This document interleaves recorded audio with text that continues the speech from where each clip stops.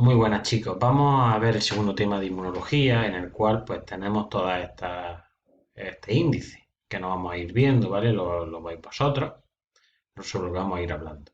Estos serían los criterios de selectividad y las observaciones.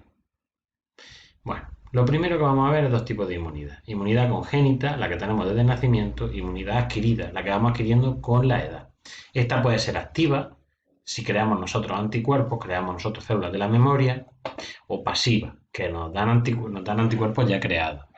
La activa puede ser natural, al padecer la enfermedad creamos células de la memoria y luchamos de manera natural, o artificial con las vacunas que nos inyectan o dan parte de una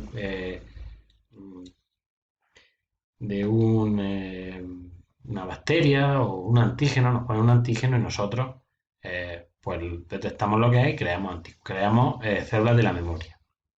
En cuanto a la pasiva, puede ser natural a través de la placenta y de la lactancia o artificial a través de suero. ¿Qué es lo más importante de aquí? Vamos a ver. Lo primero, es muy importante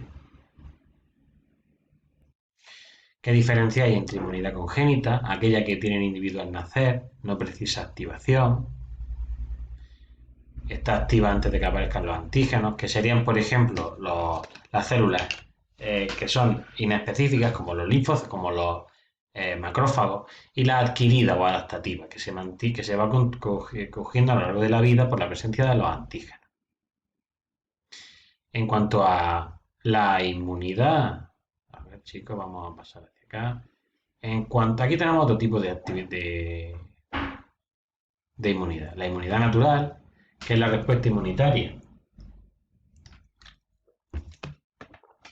producida por un mecanismo biológico natural, por ejemplo, sufrir la infección, o el paso de anticuerpos del feto al embarazo, eso es natural. Y la inmunidad artificial.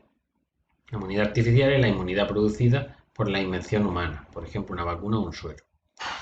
Tipo de inmunidad adquirida. Bueno, la inmunidad adquirida es la que el propio organismo pues ha creado, ¿no? Como decimos, natural o artificial, pues lo hemos visto antes. La inmunidad adquirida pasiva. Los anticuerpos no son sintetizados por el organismo. ¿Vale? Puede ser por un suero o puede ser porque la madre nos pasa anticuerpos. Aquí tenemos la definición de inmunización, muy importante. Inmunización, introducir artificialmente o inducir artificialmente el estado inmune frente a una enfermedad, tanto de manera pasiva como activa, artificialmente, una vacuna o un suero. Inmunización pasiva o sueroterapia, proceso curativo en el que nos inoculan anticuerpos de un paciente que ha pasado la enfermedad. Nos genera memoria inmunológica. ¿Cuándo ocurre esto? Pues esto ocurre cuando pasamos una enfermedad como la rabia o el tétano que nos puede matar, cuando ya estamos contagiados, ¿vale? Cuando ya estamos contagiados por un virus o por una bacteria que nos va a matar rápido. Eso entonces es cuando es eficaz. Si no estamos contagiados, pues lo más normal es que nos pongan la vacuna, que es lo que vamos a ver a continuación. Inmunidad activa, una vacuna. Nos introducen antígenos o de un individuo, o sea, de una cepa, de una bacteria, para que nosotros creemos células de la memoria y creemos anticuerpos específicos, adquiriendo de esta manera memoria inmunológica. Así tenemos la vacunación, proceso preventivo que consiste en la inoculación de antígenos en un paciente para que activen el sistema inmunitario y produzcan anticuerpos. Aquí tenemos la inyección de una vacuna, que sería como la respuesta primaria, en la que se crean células de la memoria, y después cuando ya entra la bacteria, pues ya tenemos la inmunidad adquirida. Ya fabricamos muy rápido los anticuerpos. ¿Diferencia entre suero y vacuna? Uno es preventivo y el otro es curativo. Uno forma células de la memoria, el otro no forma células de la memoria. La inmunidad en un caso es activa y en el otro pasiva. Y la administración de antígenos y en el otro anticuerpos. Os lo dejo a vuestra elección para que veáis cuál es cuál, porque tenéis que saberlo. Bueno, mirad, todo esto pueden ser vacunas, todo esto son cepas virulentas para otras especies, como la viruela, cepas atenuadas, como el cólera, cepas inactivas, como la rabia, toxinas de una bacteria inactiva o de un virus, que se denominan toxoides, como el tétanos, fragmentos subcelulares que contengan el antígeno, como por ejemplo la vacuna de la hepatitis B. Y luego técnicas de ingeniería genética, en las cuales nos introducen el material genético del virus con las instrucciones para sintetizar el antígeno. O sea, que nosotros lo sinteticemos dentro de nuestras células. Así tenemos vacunas de ARN mensajero para el virus del COVID-19, como la de Pfizer, por ejemplo. Bueno, vamos a pasar ahora a hablar de las enfermedades del sistema inmune.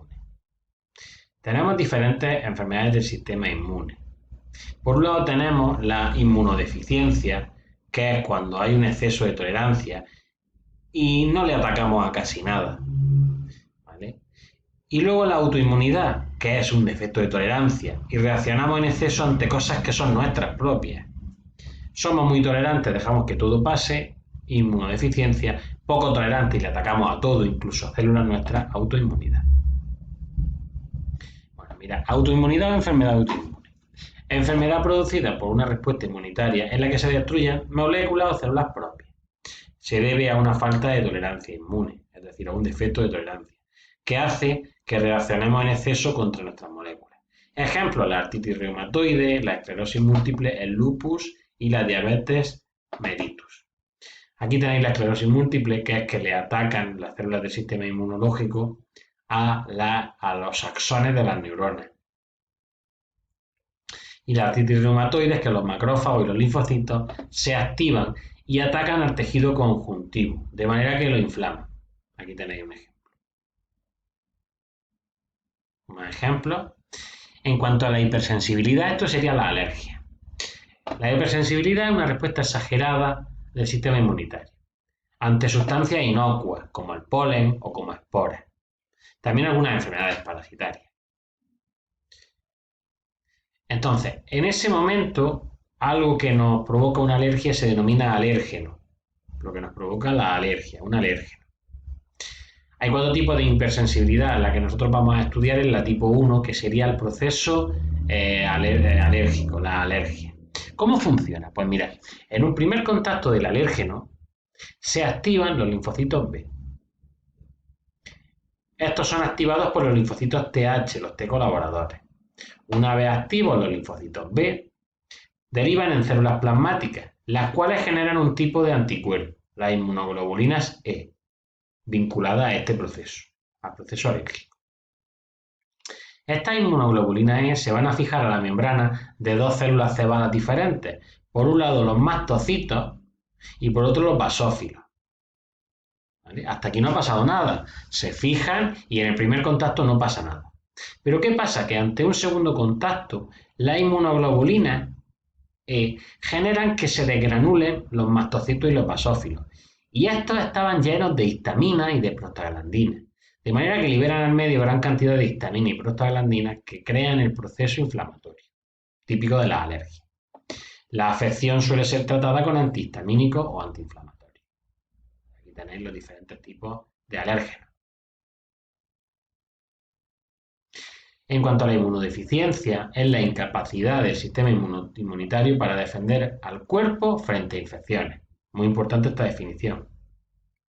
Se debe a un exceso de tolerancia inmune, es decir, somos muy tolerantes, dejamos que todo entre, no le atacamos a nada. Esto nos lleva a confundir unas moléculas con otras. Por ejemplo, tenemos el SIDA o los niños burbuja. Tenemos 2 tipos de inmunodeficiencias, las congénitas y las adquiridas. Las inmunodeficiencias congénitas son las que heredamos y son de tipo genético. Por ejemplo, las debidas a linfocitos B. Hay defectos en los linfocitos B que no crean bien los anticuerpos o los crean de manera insuficiente. ¿Qué ocurre? Que estos se manifiestan normalmente después de los 6 meses, porque hasta esa edad tenemos anticuerpos suministrados por la madre, de manera que se enmascara esta enfermedad. Inmunodeficiencia debido a los linfocitos T. Pues si no funcionan bien los linfocitos T, básicamente no funcionan bien los T colaboradores y casi nada funciona bien. Se manifiesta desde el nacimiento, por infecciones de virus, hongos, protozoos, etc. Estas se denominan inmunodeficiencias combinadas. Otras inmunodeficiencias pueden ser a algo específico, por ejemplo, los macrófagos, inespecíficos. Los macrófagos nuestros son inespecíficos, pues si no funcionan bien, o hay un número reducido, pues es una inmunodeficiencia.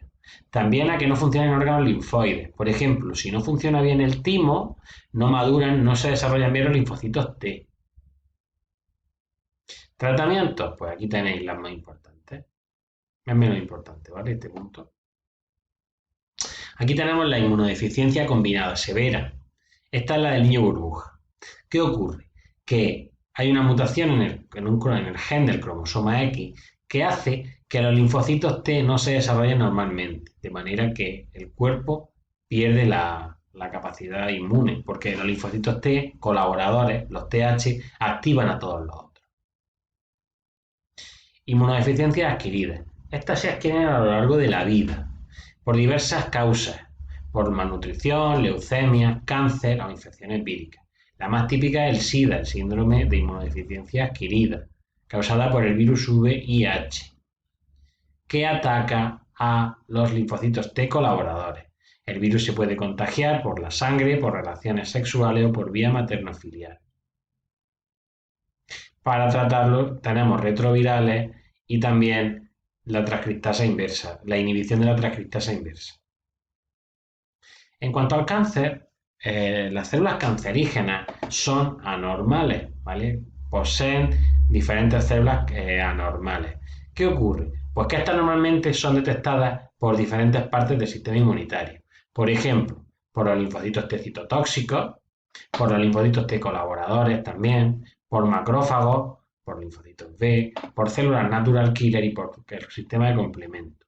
Detectan partes anormales de las células porque son células anormales, no son reconocidas como normales y les atacan.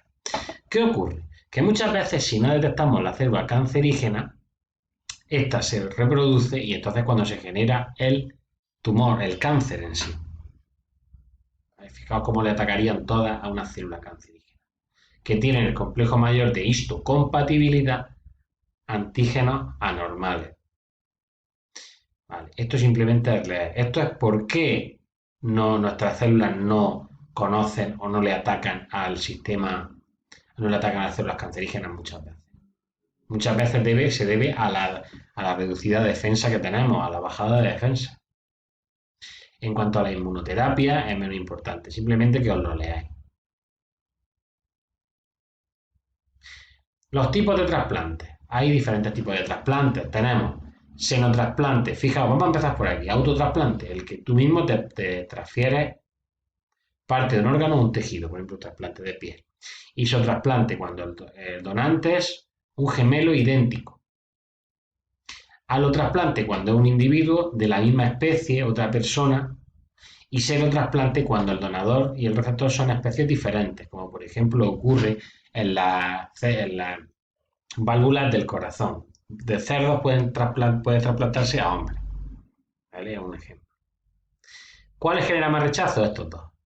Porque son células diferentes, ¿vale? Y entonces el cuerpo detecta las células diferentes y empieza a crear, o todo le ataca, empiezan a atacarle los linfocitos T citotóxicos, se genera interferón, ataca la célula natural killer, los neutrófilos, las plaquetas crean tombos. Eso lleva al rechazo del trasplante.